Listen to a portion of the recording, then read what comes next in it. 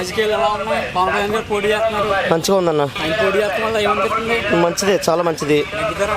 100% తగ్గుతారు. 100%. ఓ డౌట్ లేదంతా. ఎందుకంటారు అంత నమ్మకం? లేదు, ఆయనకి నేను కంపల్సరీగా ఇవ్వాలి. ఆయనకి ఎందుకు వేయాలంటారు? ఆయన మంచి నాయకుడు అన్న. చిన్న ఐడెన్ 2 చోట్ల ఓడిపోయాడు కదా గతంలో. ఓడిపోలే, అయిపోయిందానికి ఎందుకు లేండి. నెక్స్ట్ అయితే తర్వాత జరిగింది వాస్తవాలు వేరే, ఇప్పుడు వేరే. ఇప్పుడు 100% వస్తారు, డౌట్ లేదు అందో. ఏం చూసేస్తారు ఆయనకి? ఆయన అంటే నాయకుడు మంచోడు. వీడు మరి వంగగీత కూడా మంచివాడు. ఒకప్పుడు చేసింది, ఇప్పుడు వేరు. ఇప్పుడు ప్రజారాజ్యంలో ఉన్నప్పుడే చేసింది ఆవిడ పిఠాపురాన్ని. ఇప్పుడు వైఎస్ఆర్లో అయితే ఏమీ చేయలేదు ఆమె.